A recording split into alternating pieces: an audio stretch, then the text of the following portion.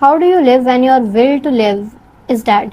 From 2020 to 2025, we have this data. Over 7 lakh people committed suicide in 2020 and over 7 lakh 40,000 people committed suicide in 2025.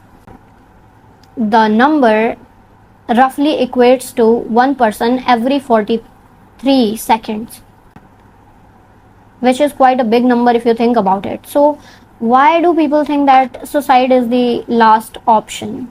Like, unaliving yourself is going to fix everything.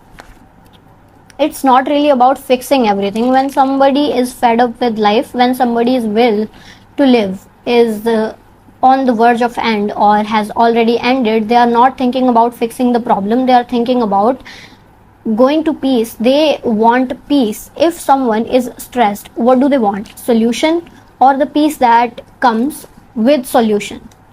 Do people want to fix things or do they want the peace that comes when there is nothing to be fixed? I think we have our answer.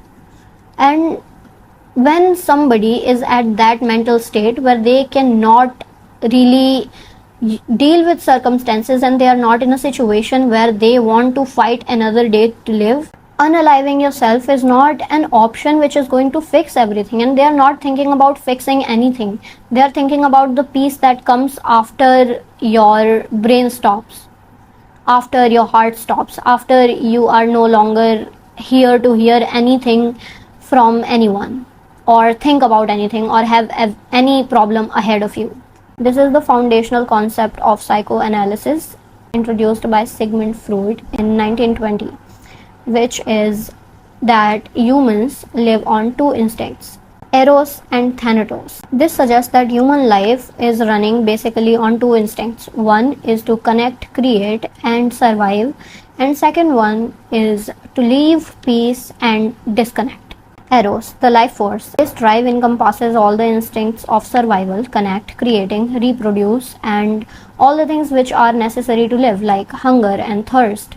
And this forces you to live. It pushes you to grow, create, connect, and live, basically, which is the dominant force of ours, because basically all of the humans are going through something. All the humans have some things of their own that they are dealing with, but all of them choose to live. 7 lakh people per year around die of. They just are fed up with their life, but world population is beyond 7 lakh. 7 lakh people have lost their life force or the instinct to live, but the majority still runs on it. The majority of people, they are going through their worst, and the thought of unaliving themselves still scares them. And this is what the life force is. Our bodies are beautiful. They are working to keep us alive. Our brain also wants us to live, to experience, to laugh. But Thanatos, the death instinct, on the other hand, Sigmund argued that all organic life inherently seeks to return to an earlier state, which is of non-existence. Thanatos, on the other hand, is more of an unconscious force. It makes you want to do nothing. It actually stops your want to eat, want to go out, want to meet with people, want to be around anyone, want to eat.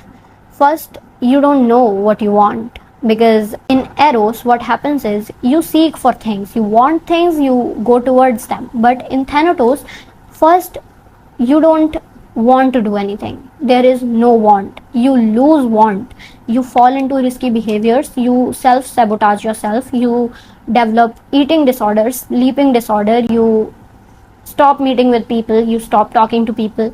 And this is how you sabotage yourself from everything, that the ultimate want that is left is to just escape suffering, just go non-existent.